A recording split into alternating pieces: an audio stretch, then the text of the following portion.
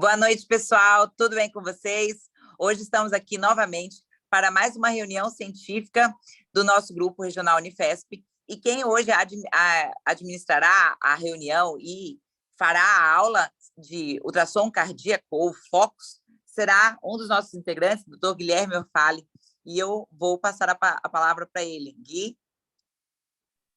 Tudo bem, Cris? Tudo bem, pessoal? Boa noite. Muito obrigado aí pela oportunidade de apresentar essa aula e pela presença de todos, tá? Vou compartilhar meus slides aqui para a gente já ir começando. Todo mundo está vendo meus slides? Tudo certinho? Está vendo passar? Tranquilo? Tudo certinho, tá lindo. Tá. O ponteiro vocês veem também, Cris? Põe o ponteiro. Tô vendo. Só que, Tá. olha só, o ponteiro, como ele é branco, com a tela branca, eu vejo bem discreto. É que você falou. Tá, joia. Eu vou deixar aqui, então, no apontador a laser. Agora fica melhor, né? Ficou bem melhor. Legal. Então, vamos lá. Pessoal, o tema de hoje, como a Cris já falou, é ultrassom cardíaco focado ou Focus. Não tenho nenhum conflito de interesse com essa apresentação, é óbvio, e vou começar mostrando algumas referências sobre o tema. As principais referências que eu usei, né, e que realmente eu gosto de usar para essa aula, é esse artigo da Associação Europeia de Imaginologia Cardiovascular, que fala sobre os principais pontos do programa e do currículo básico para a formação de um profissional em ultrassom cardíaco focado.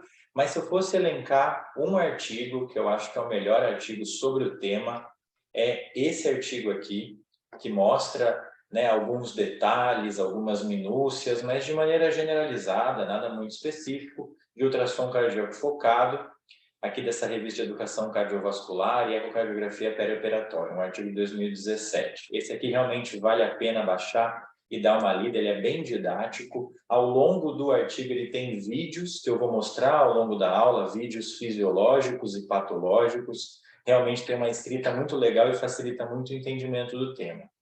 Então fica aí a minha principal referência e também sugestão de leitura complementar. Então vamos lá, né? O que é o Focus quando a gente fala dessa sigla? Focus seria a abreviação de ultrassom cardíaco focado, como nós dizemos. Então aqui já tem uma coisa muito importante. Eu não vou ensinar ecocardiografia para vocês. Até porque se eu fizesse isso, eu estaria sendo um charlatão, né? Do ponto de vista que eu não sou cardiologista, muito menos ecocardiografista, né? Minha formação é em clínica médica e anestesia. Mas justamente esse exame, o objetivo dele é ser feito para o não especialista, né? Com a avaliação principal de algo limitado e direcionado ao problema. Então eu quero responder uma pergunta, faço o meu ultrassom cardíaco focado de maneira simples, como uma extensão do exame físico, sem fazer cálculos de fração de ejeção, TAPSE, VTI, nada disso inclui no ultrassom focado, o modo M não está incluído, o Doppler colorido e pulsado não fazem parte, a princípio, dessa avaliação. A nossa avaliação aqui ela será qualitativa e não quantitativa. Frente a isso, aquela própria referência que eu mencionei ao começo da aula já diz que existem algumas limitações. Limitações por usar uma técnica tanto de aquisição de imagem como de habilidades limitadas do profissional que está fazendo esse exame, como também o cenário, que em geral é um cenário desfavorável de UTI, sala de emergência, sala de anestesia, de cirurgia, em frente a uma intercorrência, e com uma lista limitada de objetivos, respondendo praticamente se existe ou não existe alteração, se existe anormalidade na estrutura cardíaca ou não, ok? Frente a isso, quais são os principais objetivos, então, do Focus? Avaliar a estrutura cardíaca de maneira geral, avaliar o estado volêmico do paciente, ou pelo menos ganhar alguns sinais indiretos que nos direcionem para hipo ou hipervolemia, avaliar a função valvar também de maneira grosseira, sem cálculos de gradiente pressórico, sem Doppler para avaliar refluxo a princípio, avaliar efusões ou derrames pericárdios e também limitações diastólicas que poderiam nos levar a um quadro de tamponamento cardíaco, e avaliar a função sistólica biventricular, tanto do ventrículo esquerdo como do ventrículo direito. As principais indicações são quadros de instabilidade hemodinâmica, insuficiência respiratória aguda e insuficiência cardíaca presumida.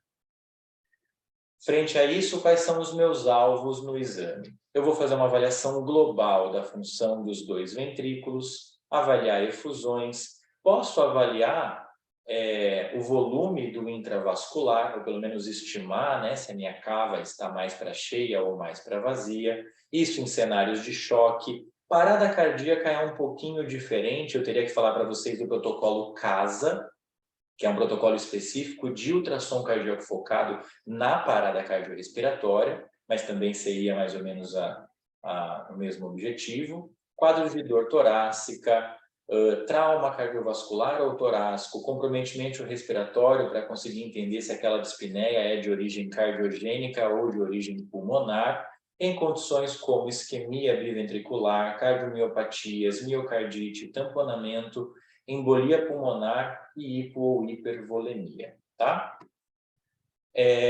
Vocês já estão cansados nessa altura do campeonato, né, a ver quais são os probes que nós utilizamos. Aqui é apenas um lembrete rápido que dentre os probes linear, convexo e setorial, nós escolheremos um probe específico para fazer o ultrassom cardíaco focado, que é esse probe setorial, com uma frequência aí mais ou menos de 2 a 4, né, milihertz, portanto, uma frequência baixa. Ele é um probe que vai ganhar uma grande amplitude, uma grande profundidade de imagem e com alguma qualidade.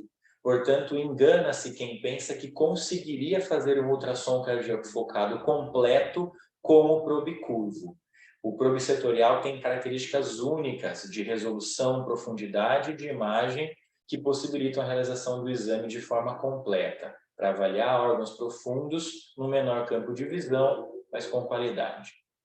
O probe curvo Malemar caberia direito no meio da costela do jeito que o probe setorial precisa caber. Outra coisa super importante, como convenção, na ultrassonografia geral e obstétrica, o nosso marcador aparece na nossa tela à esquerda. Quando eu estou falando de focos, esse marcador mostrará imagens que aparecerão na minha tela à direita. Isso é uma convenção internacional da ecocardiografia. Ao você alterar do probe linear para o probe setorial, ou do probe curvo para o probe setorial, essa marcação já é alterada imediatamente ou instantaneamente, tá? Sem você precisar fazer, a princípio, nenhum ajuste. Quais são os movimentos que eu posso fazer com o meu probe? O primeiro, qual mão deve empunhar o probe? Isso também existe no Focus. A princípio, o operador deve operar o probe setorial com a mão esquerda, se posicionando também à esquerda do paciente. Eu tenho os movimentos que nós já conhecemos, o movimento de escaneamento ou sliding, que pode ser um movimento mais grosseiro até eu achar a minha janela, até um movimento fino de simples ajuste de resolução. Tem o movimento de tilt látero-lateral, né? Mantendo o probe na mesma posição, eu faço angulações látero-laterais, ou o que ele chama aqui de angulação, que seria no outro sentido, antero-posterior, e mesmo rotações do meu probe para conseguir uma imagem de boa resolução. As principais janelas que nós vamos avaliar são as janelas paraesternal esquerda, ok? A janela apical e a janela subcostal. Se eu estivesse dando uma aula de ecocardiografia, que não é o caso, a ecocardiografia compreende outras janelas. O cardiologista vem com outro olhar para um exame mais minucioso, mais demorado, em outro tipo de cenário, um exame eletivo. Ele também avaliaria a janela paraesternal direita, a janela supraclavicular, principalmente para avaliar dissecções do arco aórtico. Nada disso, a princípio, compete ao Focus. Conhecendo essas janelas, da janela paraesternal vão nascer duas visualizações, que é o que nós chamaríamos de paraesternal eixo longo, ou aqui long axis, que eu vou agora me situar por essa sigla PLAX. O paraesternal eixo curto, ou short axis, aqui PSAX, onde eu mantenho o probe na mesma posição a princípio. Eu já vou dizer quais são os ajustes que a gente faz para ganhar uma e outra imagem. Aqui no ictus cordis nós temos o apical 4 câmaras, aquela visão mais bonita, mais conhecida do coração, os 2 átrios e 2 ventrículos. E na janela subcostal eu consigo tanto um subcostal 4 câmaras como um subcostal para avaliar a veia cava inferior. Mas especificamente aonde eu coloco o meu probe. Olhem aqui.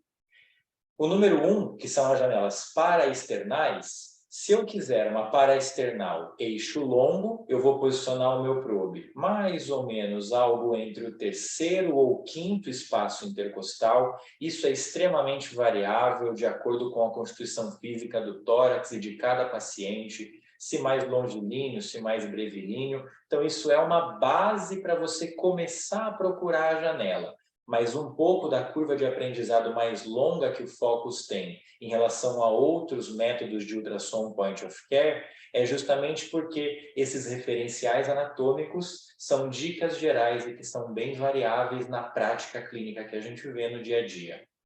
Para fazer um eixo longo, ponho o meu probe nessa posição, mas direciono o meu marcador, o meu índex, lá para o ombro direito, lá mais ou menos por volta das 11 horas. Se eu quiser fazer um eixo curto, eu mantenho o meu probe exatamente na mesma posição, mas eu rodo ele para o ombro agora esquerdo, mais ou menos aqui para as 2 horas. Tudo bem? Um apical 4 câmaras eu conseguiria, como eu já havia falado para vocês, no ictus cordis ou choque da ponta, que é a confluência da linha que vem da linha hemiclavicular esquerda, passando mais ou menos aqui pelo meu quinto arco costal. Poderia também colocar a mão no coração, aqui no hemitórax esquerdo, sentir o choque da ponta e colocar o meu probe exatamente naquela região. Meu índex, meu marcador nessa janela, estará direcionado para as 3 horas. Então, aqui para a esquerda do paciente. Se eu quiser fazer uma janela subcostal ou subxifoide, eu venho aqui justamente na região subxifoide e terei um subxifoide 4 câmaras. Se eu direcionar para o manúbrio external, ou seja, se eu direcionar mais ou menos aqui, né, para as 3 horas, não é aqui bem o manúbrio, é mais o mamilo, né? E se eu rodá-lo perpendicular ao abdômen e olhando agora para cima, né, para a cabeça do meu paciente, 12 horas, eu conseguiria a janela subxifoide veia cava inferior. Então, são basicamente essas 5 janelas aqui que nós teremos que utilizar.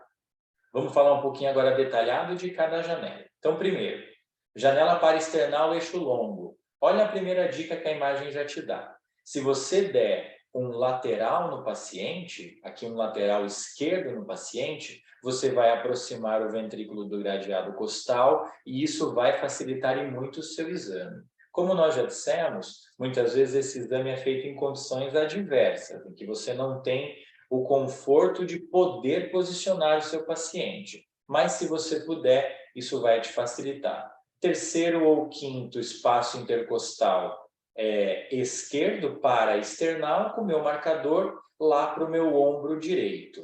Fiz isso, eu faço um corte longitudinal do meu coração, né? Eu gosto muito desse exemplo do Takeda, ele diz que é como se eu estivesse cortando um pão para abri-lo e recheá-lo, né? Ou comer como se fosse um cachorro quente, é mais ou menos isso que a gente vai fazer com o coração, esse corte longitudinal no eixo longo.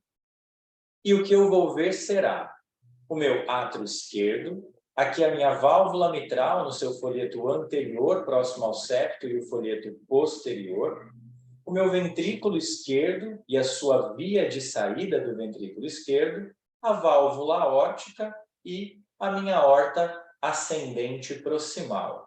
Aqui para cima da imagem nós veremos o ventrículo direito, mais especificamente a via de saída do ventrículo direito, e essa será a nossa imagem básica, ok? Mostro aqui para vocês um vídeo retirado daquele artigo que eu disse, só preciso tirar agora aqui o meu marcador para conseguir abrir o vídeo. Então, esse é um corte parasternal, eixo longo de um paciente normal, ok? Átrio esquerdo, ventrículo esquerdo, via de saída do VE, válvula aórtica, aorta ascendente proximal, aqui a nossa via de saída do ventrículo direito. Eu quero que vocês prestem muita atenção em algumas coisas dessa imagem da fisiologia para a gente discutir, né? Então, a primeira coisa super importante, né? Esse é um coração normal, portanto, é óbvio que a função ventricular está preservada. Mas olhem quais são os sinais indiretos de uma boa função ventricular. Um coração que bate bem, ele bate e geralmente ocorre um movimento antero-posterior da raiz aórtica. Estão percebendo? Isso se deve ao enchimento e esvaziamento da câmara atrial esquerda e do ventrículo esquerdo. Também ocorre um espessamento da parede ventricular esquerda durante a sístole. Você repara que o ventrículo fica mais espessado, tanto aqui na sua região anteroseptal, como na sua parede ínferolateral. Ocorre também um movimento de abertura amplo do anel mitral, principalmente aqui o anel mitral anterior, praticamente tocando o septo ventricular, outro marcador indireto de boa função ventricular. E não sei se dá para perceber, mas existe um movimento do coração de deslocamento dessas estruturas basais em direção ao ápice. Isso se deve ao movimento de pistão das fibras miocárdicas longitudinais. Então, esses são os meus marcadores indiretos de uma boa função ventricular. Espessamento da parede ventricular, descida de estruturas basais em direção ao ápice, movimento anteroposterior da raiz aórtica e abertura ampla do meu anel mitral, com o seu folheto anterior tocando o septo. Ah, Gui, mas e a fração de ejeção? Não importa. Se ela for 65, 72 ou 75, não muda a minha vida. E é esse o espírito do ultrassom cardíaco focado. Eu olhei o coração e a função ventricular é boa. Ponto final. Esse choque não é cardiogênico. Pode ser qualquer outra coisa, mas choque cardiogênico não é. Uma pergunta pontual e uma resposta direcionada. Nessa janela, então, apical 4 câmaras, né? O que nós vamos avaliar? Nós vamos avaliar o ventrículo direito, lá em cima, mais especificamente a sua via de saída. O diâmetro normal do ventrículo direito deve ser metade até 2/3 do ventrículo esquerdo. Isso não vai valer muito para essa visualização. O que a gente pode usar nessa janela é um comparativo entre o tamanho do ventrículo direito, o tamanho da raiz aórtica e o tamanho do átrio esquerdo. Essas estruturas têm que ter mais ou menos o mesmo diâmetro. O aumento de cada um deles pode indicar uma situação patológica. A válvula aórtica deve ter abertura e estrutura preservadas, que serão avaliadas por essa janela. Calcificações são visíveis e vão mostrar pontos hiperecogênicos com ou sem uma sombra acústica posterior, além de uma limitação da abertura ou uma abertura em taco de Hocking, no caso dos reumáticos, que eu já vou mostrar para vocês. O átrio esquerdo, se muito maior do que a raiz aórtica, como eu havia falado, pode indicar uma sobrecarga pressórica. A válvula mitral deve abrir rapidamente na diástole e fechar completamente na sístole, tocando o folheto anterior, o septo interventricular na sua região anteroseptal. O ventrículo esquerdo deve ter as paredes anteroseptal e inferolateral visualizadas parcialmente, né? A gente não vê o ápice ali com tanta clareza, mas a gente vê aquele movimento de espessamento do ventrículo na sístole, e eu poderia avaliar um derrame pericárdico. Depois eu vou explicar para vocês como diferenciar o derrame pericárdico das efusões pleurais. Vamos agora ver algumas situações patológicas, tá? São as situações do artigo, tem algumas coisas mais fáceis e outras mais específicas. Eu vou mostrar algumas mais específicas a título de curiosidade e aprendizado, mas entendam que o exame é para ser feito de maneira simples por um operador pouco experiente respondendo uma pergunta direcionada. Deem uma olhada nesse coração. Olha como agora fica muito fácil, né, de reparar que ele não bate, né, ele quase apanha. Dá uma olhada. Você vê que não existe o espessamento do ventrículo na sístole. O ventrículo praticamente não mexe.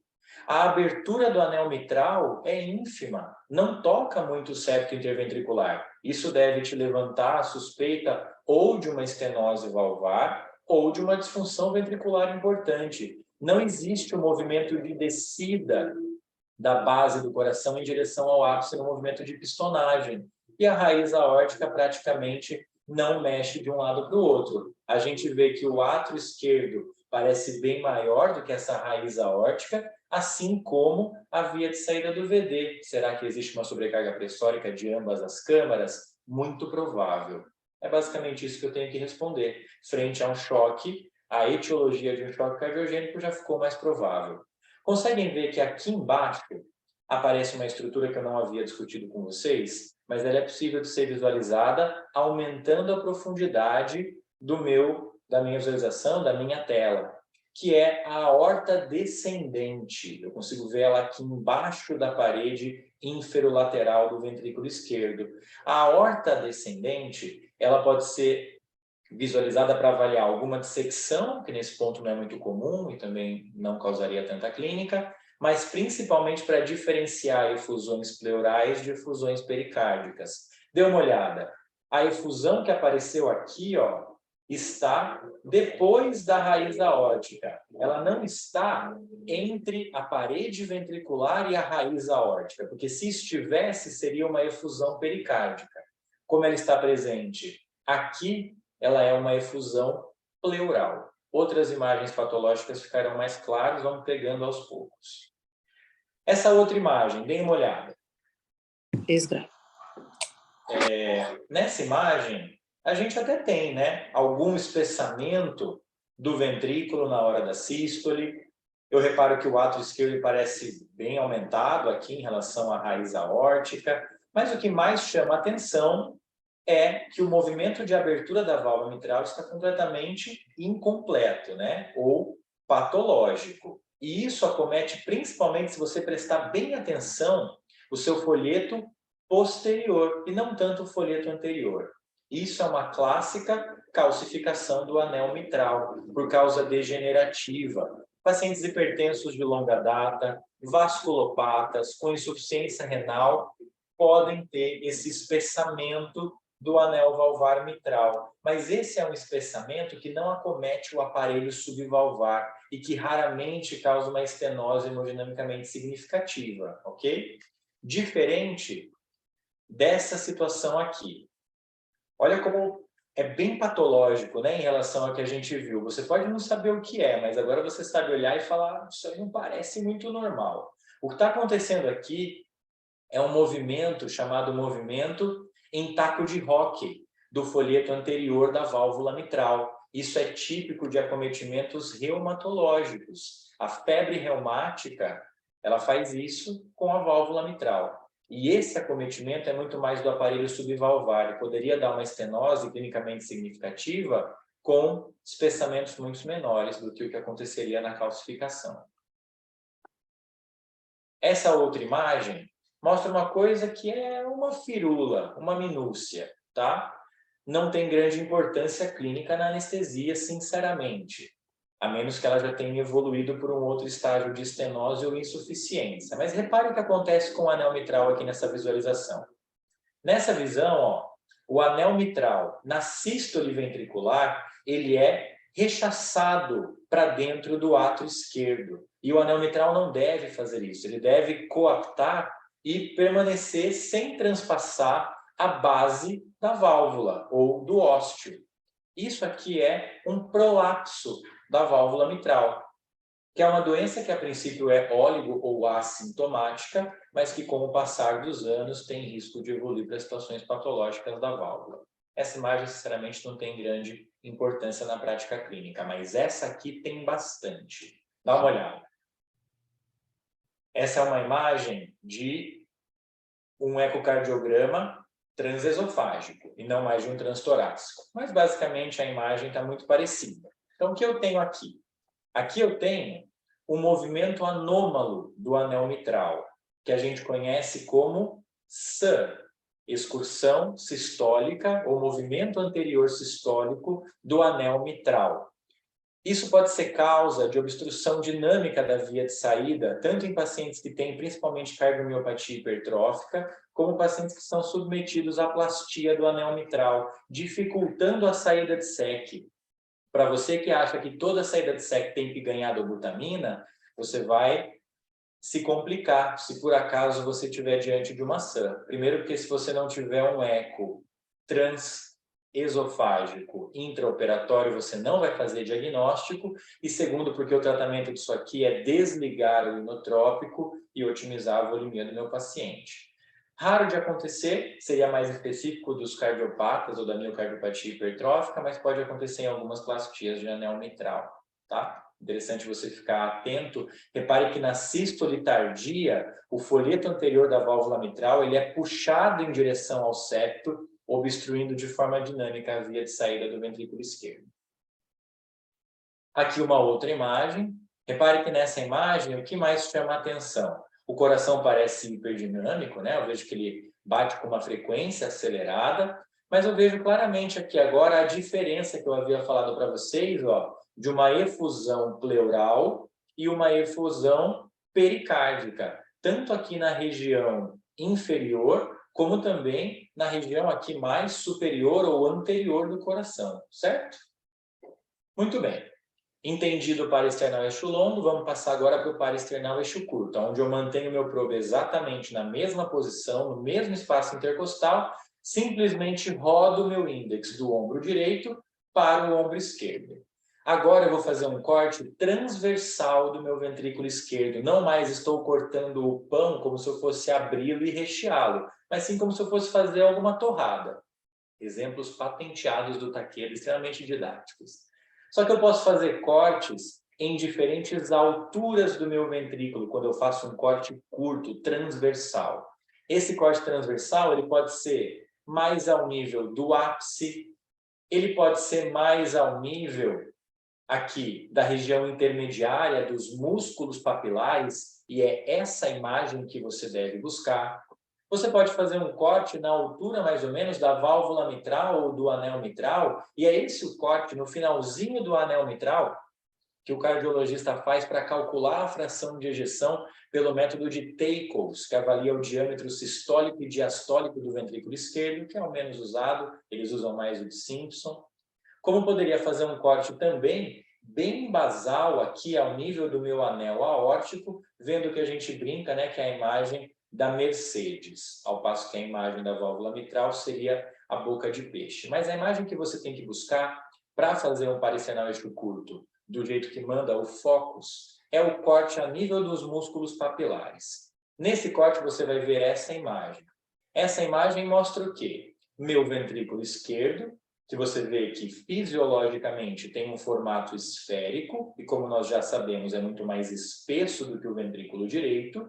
Vejo aqui a minha parede anterior do ventrículo esquerdo, parede inferior. Aqui a minha parede lateral e a parede septal em contato com o ventrículo direito, que na fisiologia tem um formato de semilua ou meia-lua.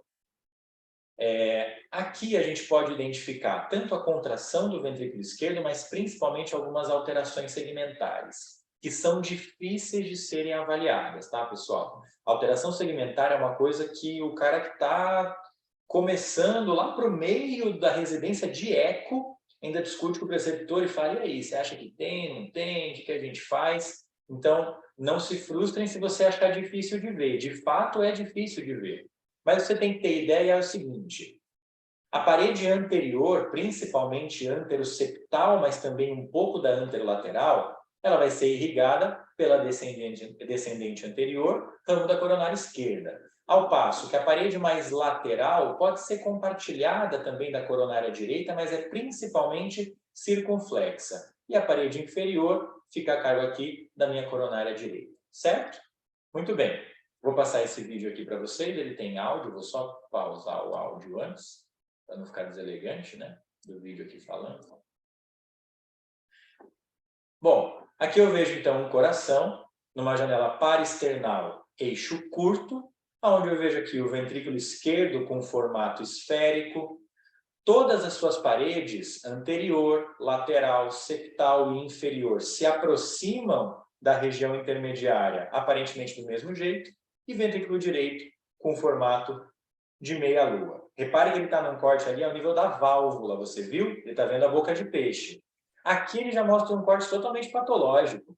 Eu tenho um movimento anômalo do meu septo interventricular, o meu ventrículo praticamente não bate, né? Uma disfunção ventricular importante, tem alguma retificação do septo, e repara que ele abaula até para dentro do ventrículo esquerdo, que não é uma situação fisiológica de maneira nenhuma. Então aqui ficou fácil de ver um ventrículo que bate bem do ventrículo que bate mal. O que pode ser avaliado, então, nessa janela parasternal eixo curto? É aqui que a gente avalia o ventrículo esquerdo, as suas 4 paredes, que devem se espessar e se aproximar do centro por igual. Deve ter um formato circular, poderia haver algumas alterações segmentares. E o ventrículo direito, que se estiver aumentado, retificando o septo, que deveria ter um formato de D, ou semilua, ou semicírculo, isso poderia significar uma sobrecarga pressórica de câmara direita, uma hipertensão pulmonar grave, por exemplo.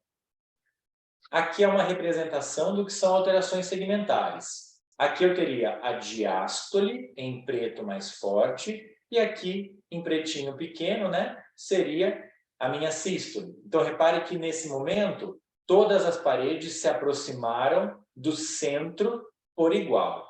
Nessa outra situação, eu entendo que a parede anterior, a parede septal, a parede inferior se aproximaram do centro, mas a parede lateral ficou praticamente parada. Alteração segmentar de contratilidade na parede anterolateral. Provável culpada, CX, também poderia ser um pouco de CD. Então, eu topografo onde está o meu problema frente a uma miocardiopatia isquêmica, que poderia ser aguda ou sequelar. Na progressão da nossa hipocinesia, né, focal de uma parede, eu poderia ter até uma total acinesia, né, que é o que a gente vê aqui, a parede praticamente não mexe, tudo começa na hipocinesia, partindo para acinesia, e depois eu poderia ter até uma discinesia, que seria um movimento contrário da minha parede. Como ela já está necrosada durante muito tempo, perdeu a sua fibra miocárdica, a sua constituição normal, no momento da sístole ventricular, essa parede é tão frágil, tão doente, que ela é rechaçada para fora, ao passo que ela deveria estar vindo para dentro junto com todas as outras paredes. Olhem aqui essa imagem para a gente discutir algumas situações. Ó. Como eu falei, é difícil de ver, mas tenta reparar nessa imagem que a parede septal parece bater bem, parece até um pouco hipercinética.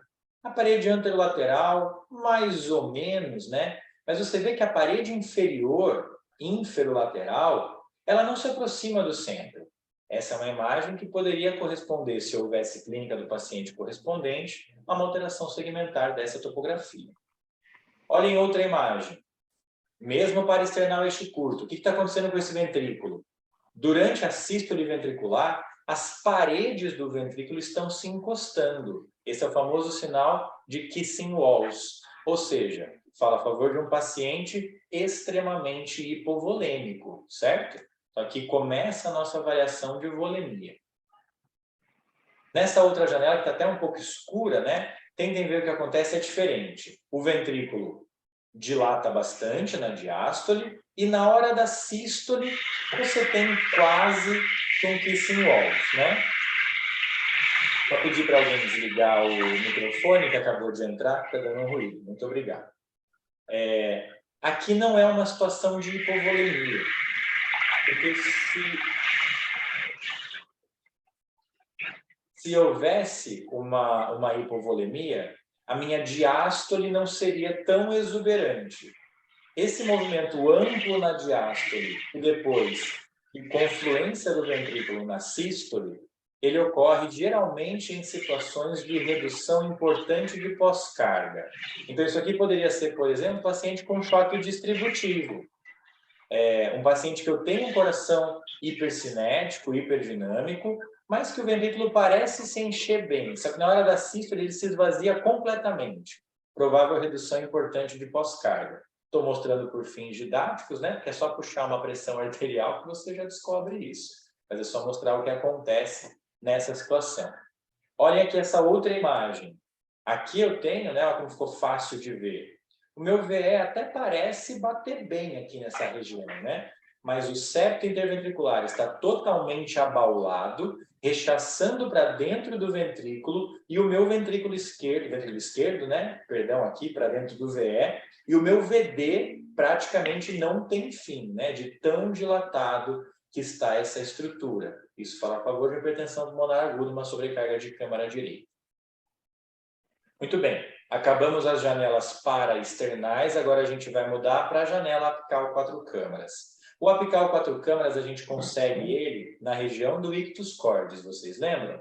Na intersecção entre o quinto espaço intercostal, mais ou menos aqui na linha mamilar, e a minha linha hemiclavicular, ou até um pouco mais para a lateral, como vocês estão vendo nessa imagem. Como eu falei, os marcadores anatômicos são apenas uma referência, tá? Varia bastante de paciente para paciente ou de posição para posição.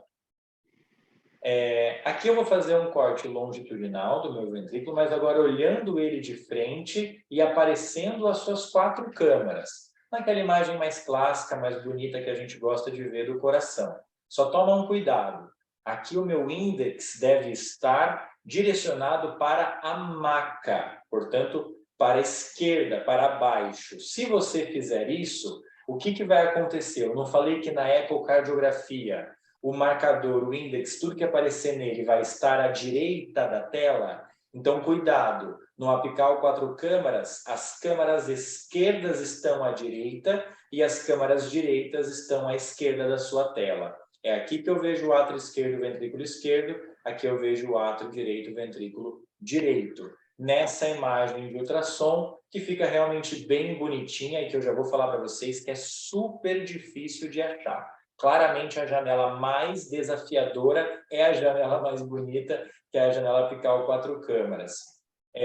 Reparem aqui, num coração normal, eu vejo o ventrículo se espessando durante a sístole, o meu anel mitral se abre amplamente, claramente tocando o septo nessa região aqui mais basal. Meus átrios são menores do que meus ventrículos e têm um tamanho concordante. O ventrículo direito tem aí metade até 2/3 do tamanho do ventrículo esquerdo, e eu tenho aquele movimentação de deslocamento do coração da base em direção ao ápice durante a sístole, marcadores de boa função ventricular. O que a gente pode ver aqui então? Essa é a melhor janela para se avaliar o ventrículo direito, ainda mais porque eu vou avaliá-lo comparativamente ao ventrículo esquerdo e consigo ver se ele está dilatado, se existe alguma sobrecarga pressórica. Os átrios devem ter tamanhos similares, como eu já havia falado. A válvula mitral deve se abrir amplamente e fechar completamente na sístole, sem prolapsos ou calcificações. O ventrículo esquerdo deve ter as suas paredes, tanto septal como lateral, visualizadas e se aproximando de maneira simétrica da região interna do ventrículo. Uma visão global também me permite identificar algumas alterações segmentares. E eu também poderia vazar efusões pericárdicas, mas nem de longe essa janela é a melhor para isso. Vamos relembrar aqui algumas coisinhas, então, de anatomia. Olhando esse corte, né, o meu corte apical 4 câmaras, eu sei que do meu ventrículo esquerdo, aqui onde está 6 e 12, seria a minha parede anterolateral, e aqui, principalmente, né, lateral mais basal. Lembra que essa parede que eu falei para vocês é principalmente, né, a parede lateral, vem da circunflexa. Já essa parede aqui mais apical e principalmente aqui anteroseptal é principalmente da descendente anterior, certo? De coronária esquerda. E essa região aqui em verde, do 9 e do 3, é a nossa região inferoseptal, principalmente do septo interventricular, e aqui é principalmente coronária direita, mas eu também poderia ter alguma contribuição de CX. E o ventrículo direito, praticamente tudo coronária direita. Aqui eu vejo, né, a parede se aproximando de maneira simétrica da região interna do ventrículo, e aqui eu vejo que essa parede se aproxima, mas cadê a parede anteroseptal, que deveria se aproximar também da região interna do ventrículo de maneira simétrica durante a sístole? Ela não se aproxima. Alteração segmentar anteroseptal do ventrículo esquerdo. Provável culpada, coronária esquerda descendente anterior. Olha aqui essa imagem patológica. Eu vejo que meus ventrículos têm até um tamanho condizente. Meus átrios parecem um pouquinho aumentados, mas a minha válvula mitral, na sua abertura, toca o septo. Repare aqui que a região mais inferoseptal do VE contrai. Essa região lateral também parece contrair, mas a região septo-apical é praticamente imóvel. Isso é uma alteração segmentar clássica. Esse paciente deve ter tido um acometimento isquêmico topografado em coronária esquerda descendente anterior. Aqui nós vemos que parece ter uma confluência legal, né? Aqui das paredes, elas já são mais simétricas. Meu átrio esquerdo já parece algo dilatado. Meu VD não está aparecendo muito bem. Mas o que eu estou vendo aqui? Eu vejo que, durante a sístole ventricular, meu anel mitral ele é rechaçado para dentro do meu átrio esquerdo, de maneira discreta. Falei que isso aqui é a coisa menos importante de você ver. Isso é o prolapso da válvula mitral, visto agora num apical 4 câmaras. Pouco significado clínico, minúcias aqui realmente. Em compensação, quando você avalia essa imagem, você já se familiariza. Olha o que acontece, um coração hiperdinâmico em que o folheto anterior da mitral tem um movimento claramente anômalo, do tipo taco de hóquei. Está aqui meu acometimento reumático da válvula mitral, do aparelho subvalvar da válvula mitral, que causa grandes instabilidades ou grandes estenoses, mesmo com um espessamento pequeno, um acometimento inicial. Nessa outra imagem, olha como fica fácil de ver a sobrecarga ventricular esquerda. Eu não precisaria nem dar play no vídeo. Você já está conseguindo ver com o vídeo pausado. Ué, o que está acontecendo? Era para esse ventrículo ser muito maior do que esse. Por que está ao contrário? Será que eu errei o meu índex? Fique atento em relação a isso, né? O índex tem que estar voltado para a mesa aqui, né? Para a cama. Mas não, a imagem está correta e o que eu tenho é uma dilatação patológica do ventrículo direito, o abolamento do septo em direção ao ventrículo esquerdo, sobrecarga pressórica de câmara direita, provável hipertensão pulmonar aguda ou crônica, enfim. Acabamos as paraesternais e a apical 4 câmaras. Vamos agora finalizar com as duas janelas subxifoides. A primeira é a subxifoide a 4 câmaras. Coloco meu probe setorial aqui embaixo do meu apêndice xifoide com o seu marcador voltado para a esquerda do paciente. Então, aqui o meu marcador ele está no mesmo lugar que ele já estava quando eu estava fazendo a janela apical 4 câmaras. Ele está voltado para a esquerda do paciente. Agora ele não está mais de lado, né? Ele está em DDH. Que imagem que eu vou ver? Agora eu vou ver aqui átrio... Vou botar aqui o ponteiro, desculpa. Átrio esquerdo, ventrículo esquerdo, na região mais inferior da minha tela, e na região superior, ventrículo esquerdo e átrio... Perdão, ventrículo direito e átrio direito, em contato próximo com o meu fígado. Essa é a melhor janela para a gente avaliar algumas coisas, dentre elas as efusões pleurais. Olhem as efusões pericárdicas, perdão. Olhem aqui esse vídeo, esse troca-troca de ponteiro não está fazendo muito bem, né? Mas assim, aqui, eu tenho uma janela subxifoide a 4 câmaras, certo? Isso aqui não pode ser uma janela apical 4 câmaras, porque meu coração está deitado. Eu não estou vendo tão bem aqui o meu filho, mas uma janela apical está com o coração em pé. Vejo aqui átrio direito, átrio esquerdo, ventrículo esquerdo, átrio direito, ventrículo direito. O ventrículo direito aqui ele até parece um pouco aumentado, vocês não concordam? E isso é perigoso, sabe por quê? Porque geralmente essa janela, ela subestima o VD.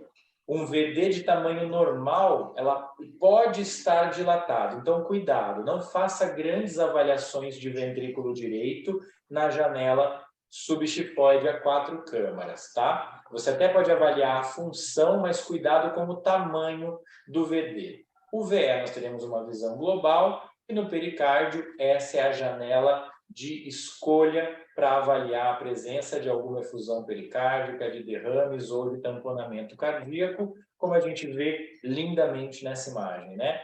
Eu vejo aqui que minhas câmaras direitas estão totalmente esmagadas, rechaçadas, eu tenho uma importante limitação diastólica do ventrículo direito e também do átrio direito, e vejo uma grande efusão pericárdica aqui entre a câmara direita e o fígado, tá? Isso aqui, junto com uma clínica de abafamento de bulha, estase jugular e hipotensão, fecha o diagnóstico de tamponamento cardíaco.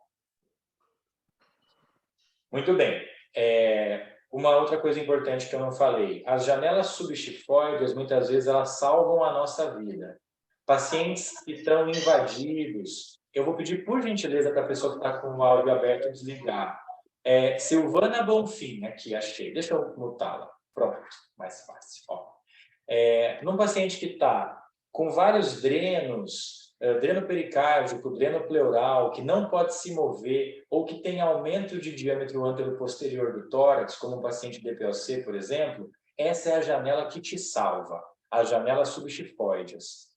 Dentre elas, há 4 câmaras, e também essa aqui que a gente vai avaliar agora, a veia cava inferior. O que eu mudei em relação à imagem passada? Pouca coisa. Meu índex que estava aqui, ó, para as 3 horas, agora sim ele está no sentido do manubrio esternal. Acho até que aquele slide inicial que eu coloquei estava com algumas recomendações um pouco erradas, tenho que revê-lo depois.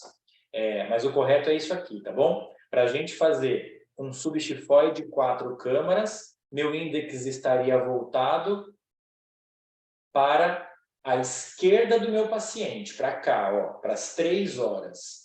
No momento que eu quero ver a veia cava inferior, eu vou mudar ou bascular o meu probe em direção ao abdômen e jogar esse marcador para a cabeça do paciente, beleza?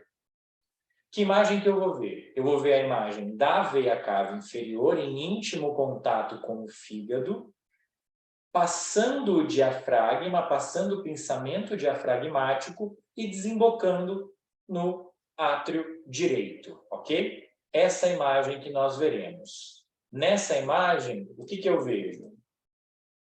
Ó, eu vejo aqui, né? A minha veia cava inferior, meu fígado bem grandão aqui, mais hiperecogênico, pinçamento diafragmático e a sua desembocadura dentro do átrio direito, ok? Repare da variação inspiratória. Se nós pensarmos aqui na fisiologia, pode acontecer 2 coisas. Se eu estou falando de um paciente que está em ar ambiente, durante a inspiração espontânea, ele gera uma pressão negativa intrapleural, certo? E isso aumenta o retorno venoso. Portanto, durante uma inspiração espontânea em ar ambiente, eu tenho uma colapsabilidade da minha veia cava inferior. Ao passo que se eu tiver com um paciente ventilado mecanicamente com pressão positiva, isso será completamente o oposto. O ventilador gera uma pressão positiva intrapleural e isso reduz o meu retorno venoso. Então eu tenho que usar índices diferentes de avaliação. Quando eu estou falando de fluido responsividade, se é que eu poderia usar o termo fluido responsividade para esta variável, não seria a melhor coisa, né? Claramente não é nossa melhor variável de fluido responsividade nos dias atuais. Entendendo se eu vou usar o índice de colapsabilidade se ele está em ar ambiente ou índice de distensibilidade se meu paciente está entubado. Nessa janela, a gente pode avaliar o tamanho da veia cava inferior. E o que eu vou fazer é uma estimativa indireta da minha pressão no átrio direito. Então, eu gosto muito de comparar nas aulas que a avaliação não invasiva da veia cava inferior é praticamente uma PVC, só que é uma PVC de maneira não invasiva. Agora me responde, você gosta de PVC ou você acha PVC ruim? A PVC é péssima, né? Já tem estudos mostrando que jogar uma moeda para cima ou olhar a PVC faz a mesma coisa que se for para estimar fluido responsividade, você vai ter a mesma acurácia. Só que, de fato, pegou a veia cava durante um tempo, né? E eu não acho, de fato, que seja um artefato desprezível, de maneira alguma. Mas ele tem que ser avaliado com cuidado, tá? Claramente, uma veia cava que colaba, né, durante a minha inspiração, ainda mais se o paciente estiver em ventilação mecânica, fala muito a favor de uma hipovolemia absoluta. Então, o que eu acho é que a gente tem que trabalhar com extremos, dado que nesses momentos aqui de maior refinamento, a nossa variável deixa um pouco a desejar, tem coisas muito melhores, ΔPP, VVS, que a gente já conhece. Mas para tudo isso, eu teria que invadir meu paciente. Aqui, a princípio, é um método não invasivo. Vamos ver esse vídeo, então? Olha essa situação. Você consegue ver com clareza, né? Que a cava, ela não varia muito, mas ela está muito pequena e praticamente colabando. Esse deve ser um paciente que, juntando com a clínica, possivelmente está hipovolêmico e deve ser fluido responsivo. Diferente deste outro paciente, em que não existe variação praticamente alguma da veia cava inferior, certo? Você vê que ela não varia em nada com a inspiração. Ela está túrgida, aumentada, com pouca variação inspiratória. Se eu quiser sensibilizar o meu exame, eu pego e ligo o modo M. E você já aprendeu no começo da aula que se eu liguei o modo M, eu não posso mais chamar isso aqui de focos. Porque se eu começo a fazer medidas, eu descaracterizo o ultrassom cardíaco focado. Poderia ligar o modo M e ver uma avaliação longitudinal de vários cortes sequenciais da minha veia cava inferior ao longo do tempo e fazer cálculos específicos do seu tamanho, maior diâmetro, menor diâmetro, e calcular aquelas variáveis que eu falei para vocês lá atrás, que era o índice de colapsabilidade por aquela tabela que tem um corte de 50%.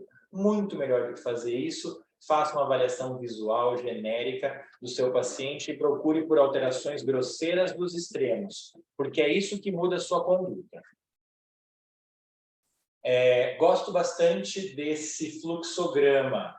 Ele é um pouco voltado ali para terapia intensiva, pacientes talvez com sepse, mas ele é bem legal. Dá uma olhada aqui, ó. Se eu pego uma veia cava muito pequena, menor que 1,5, isso fala a favor de dar cristalóides. Se eu pego uma veia cava túrgida, maior que 2,5 centímetros, fala a favor de restrição volêmica, suporte inotrópico e vasopressor. Valores intermediários entre 1,5 e 2,5 que são o problema. Se eu tiver um paciente que não está entubado, eu poderia usar o índice de colapsabilidade, mas repare que essa literatura não indica isso. Ele fala assim, ao invés disso, olhe o pulmão.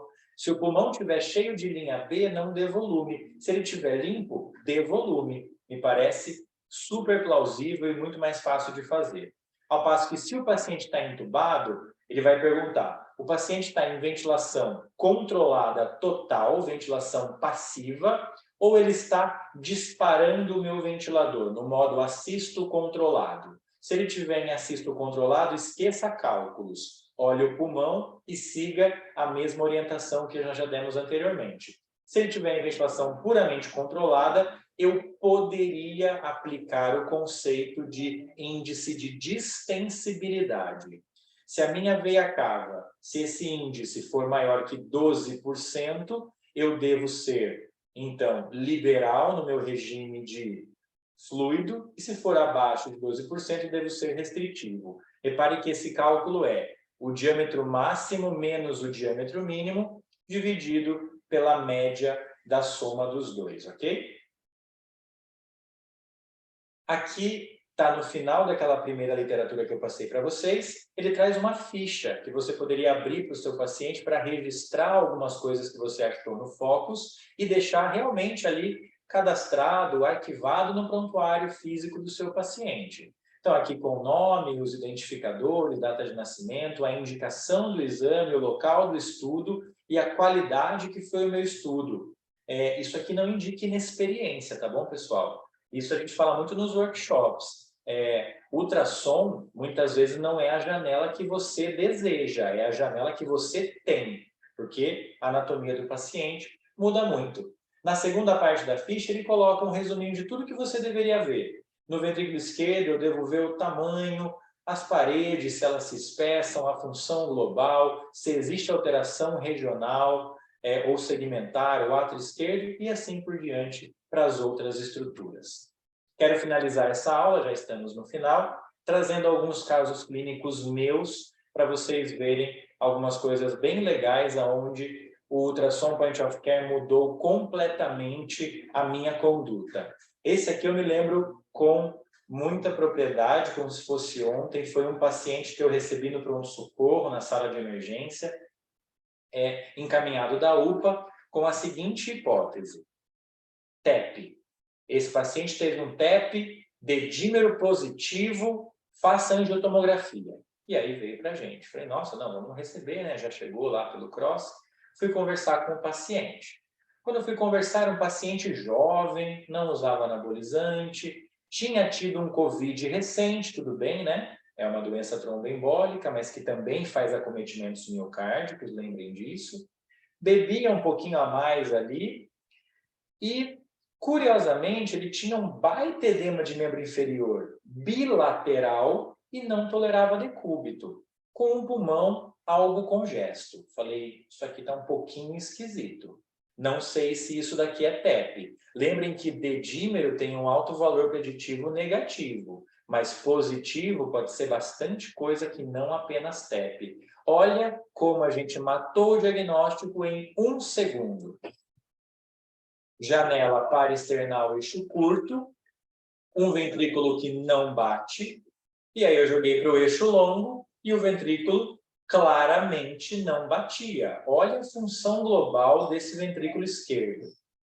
A válvula mitral não toca nada do meu septo, o ventrículo praticamente não bate. Isso aqui é TEP? Não, desculpa, isso aqui não é TEP não. Isso aqui é miocardiopatia ou pós-Covid ou alcoólica. Sei lá qual miocardiopatia que é, mas na emergência já me direcionou o tratamento. Eu já entendi que isso não era uma sobrecarga ventricular direita, e sim biventricular, principalmente esquerda.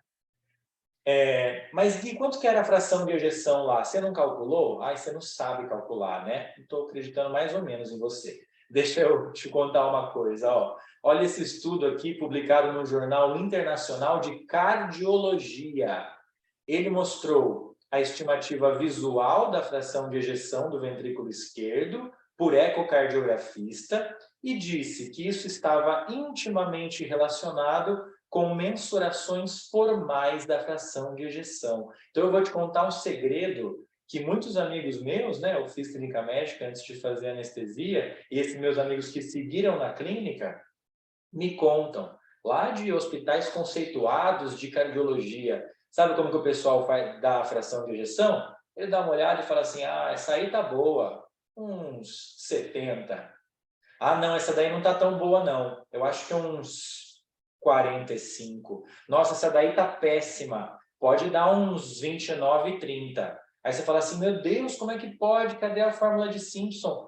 Tem literatura dizendo que o que eles chamam de eyeballing, que é você olhar e estimar a fração de ejeção, aqui, claro, principalmente se você for um operador um pouco mais experiente, né, ele viu ecocardiografistas, não tem grande diferença quando você, de fato, mediu a fração de ejeção do que quando você só fez uma estimativa global, uma estimativa qualitativa, sem cálculos. Olha que interessante.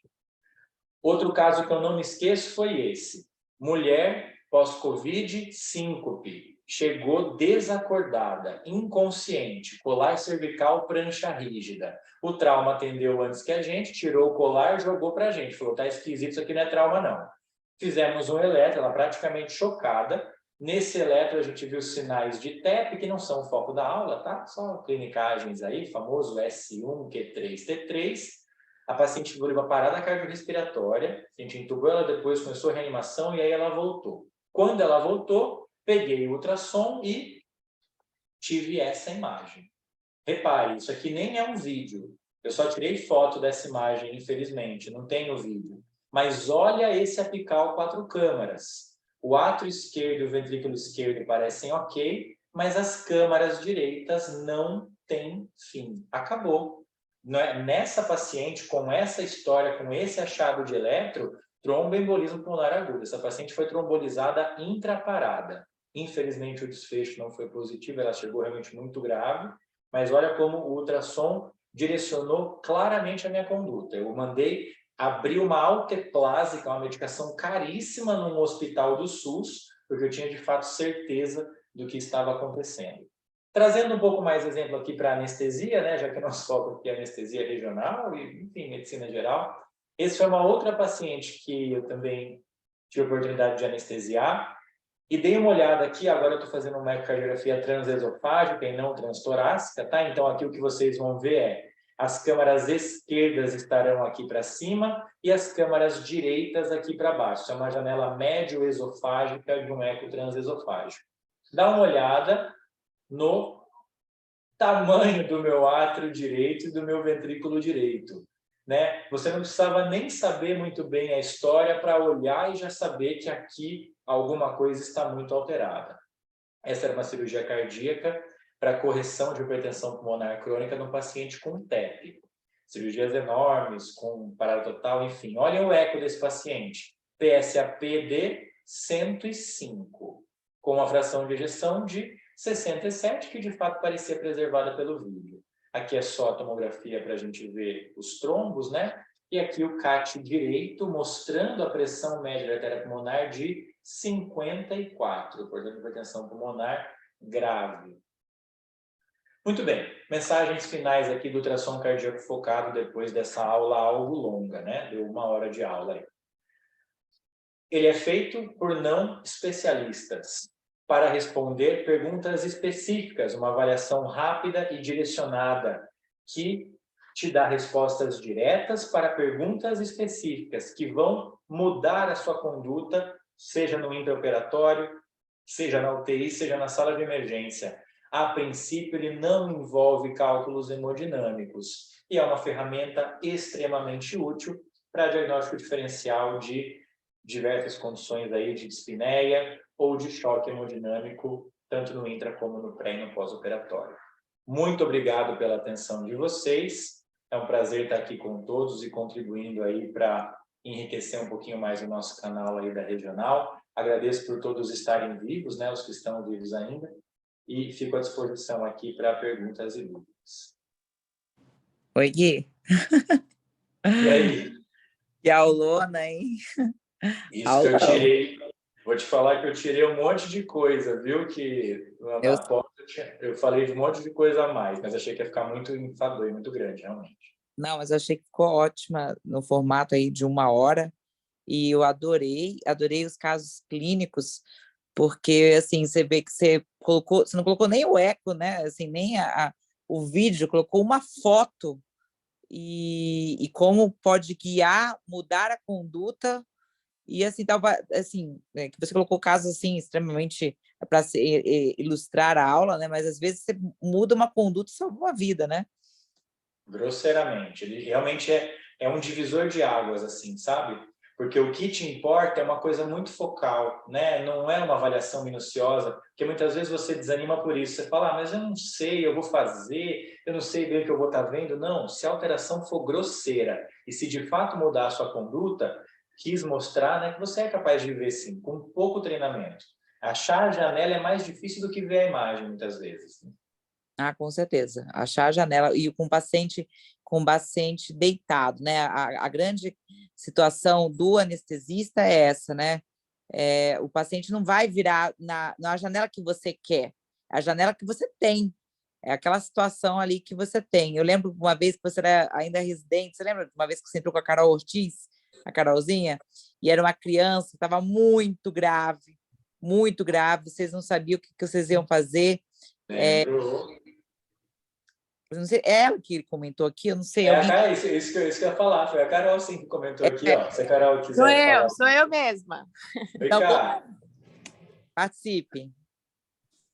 Foi um caso sensacional de uma crânioestenose, que era um bebê de meses, eu não lembro, mas era um bebê certamente menor de 1 ano, e ele teve um grande sangramento, e no final eu já havia feito uma transfusão maciça, e achei que estava adequada a quantidade de hemoderivados, e a minha dúvida era se eu continuava subindo o inotrópico ou se realmente ainda cabia mais cristalóide, por exemplo.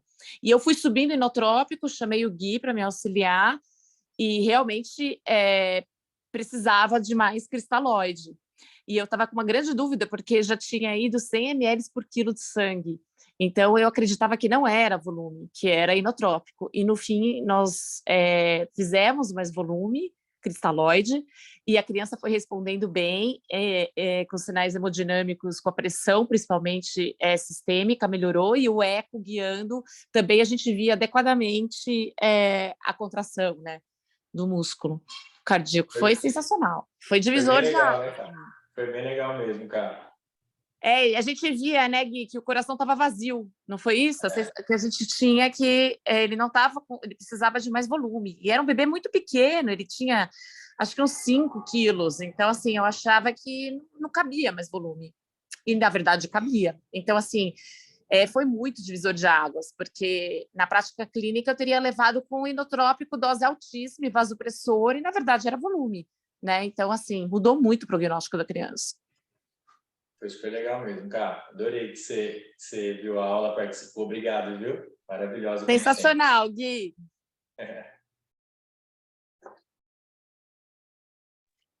Pessoal, tem alguém aí que quer colocar dúvidas, perguntas? O Guilherme está aí aberto a perguntas. Pode bombardeá-lo. Na aula original, eu coloquei Simpson, Tackles, TAPSE, FAC, coloquei até VTI. Aí eu falei, olhei, tinha, sei lá, 90 slides. Falei, eu vou assassinar todo mundo, né? Falei, acho que realmente eu preciso dar uma enxugada. Mas coisa que, enfim, se tiver interesse, a gente pode fazer numa próxima aula, mas acho que realmente ter o básico, até um pouco mais, foi aí, ficou bem legal. Não, gostei também, porque senão as pessoas se assustam, né? E assim, como você vê que eu coloquei como título da aula, assim, ultrassom cardíaco. Porque se você já põe, dependendo da pessoa, se você já põe lá focos ou pocos, a pessoa já acha que é difícil, já não quer assistir e já desestimula, é impressionante, né? É isso mesmo. É isso mesmo. Outra queira perguntando se pode perguntar. Depende, né, mestre? Porque aí também começa... São perguntas de respeito, né? Se eu souber, ela acho que pode, né, Lino?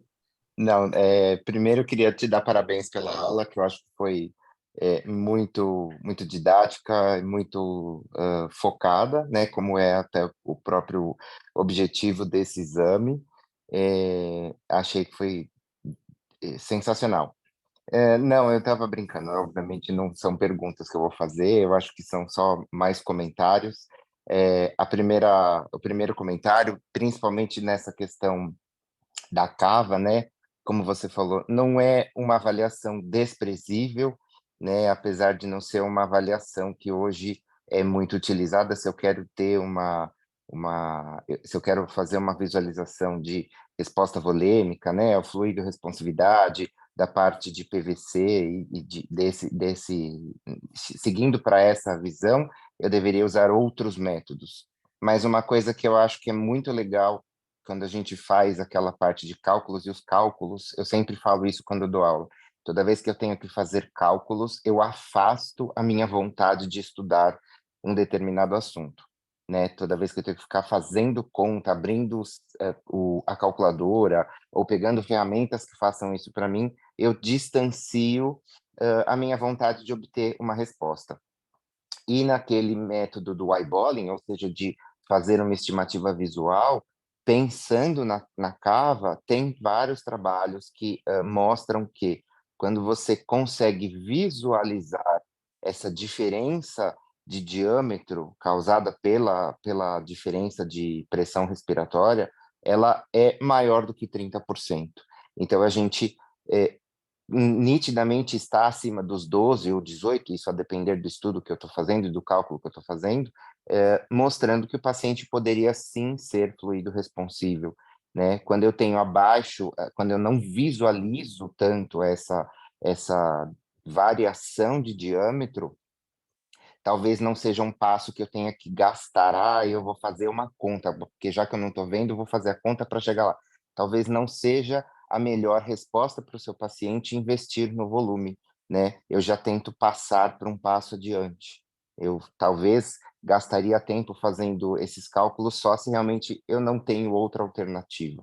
Então, visualmente, isso é alguma coisa que a gente tem que chamar a atenção de todo mundo que está iniciando no Focus e querendo aprender a parte de visualização cardíaca com ultrassom, é pensar que o teu olho é a melhor ferramenta, muito melhor do que fazer cálculos, né? Então, esse era o primeiro ponto que eu queria tocar para chamar a atenção das pessoas e para que a gente confie mais no nosso feeling, confie mais no nosso, na nossa visão. E a segunda, na verdade, é só para te corrigir. Você falou uma coisa, depois você tentou se corrigir, e eu acho que o seu slide não está errado, que são aqueles primeiros slides lá onde você fala de posicionamento do probe especificamente para o subxifoide.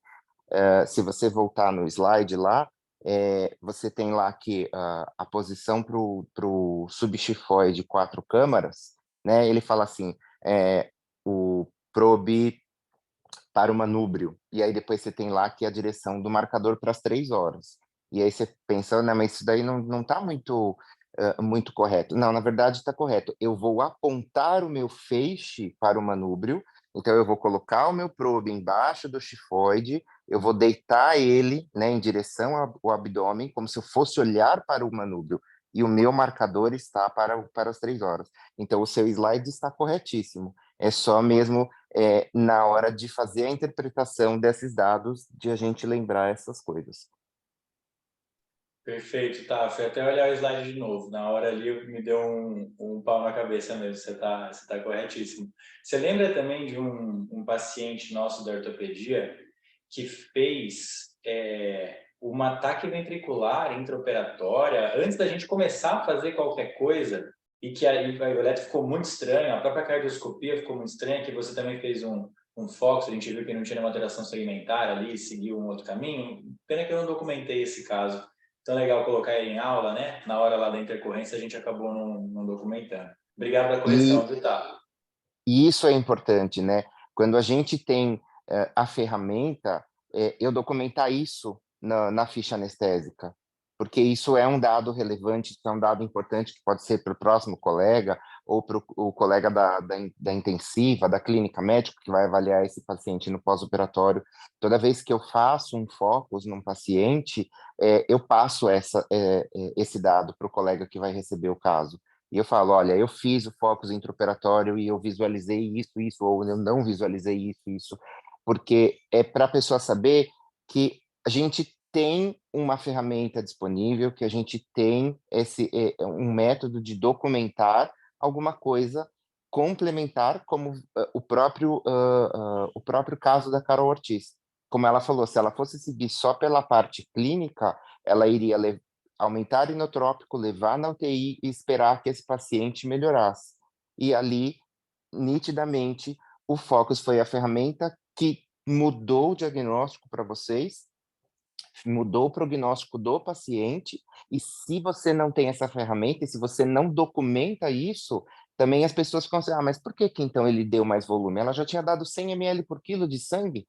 Da onde veio da cabeça dela que ela deu mais volume? Porque eu fiz um exame e eu documentei que esse paciente precisava de volemia. Então, lembrar que a gente tem que sim usar a ferramenta e tem que documentar isso. Perfeito. Muito legal a discussão. Se alguém tiver mais algum comentário, compartilhar alguma experiência, alguma dúvida, estamos à disposição. Obrigado mais uma vez, viu, tá? Muito legal. Obrigado, Carol. Obrigado, Cris. Obrigado a todos aí da atenção. E eu que agradeço a sua disposição de dar essa aula, que é uma aula que realmente não é fácil, é uma aula muito extensa, né? Mas parabéns para você que teve a disposição de dar aula e parabéns a todos que ficaram até o final. Parabéns, Gui. Muito obrigada por ter dado a aula, né? Eu até apareci aqui. E pelo conteúdo, pela forma, você sempre simplificando aí, e é uma aula difícil, como a Takeda falou. E muito obrigada aí todo mundo que participou, tá bom? Valeu, gente, que acho que pode a gente... E, assim, quem quiser pode mandar mensagem inbox perguntando para o Guilherme ou para o Takeda. Tá. Obrigadão, boa noite. Tchau, tchau, pessoal. Tchau, boa noite. Obrigada. Tchau, boa noite.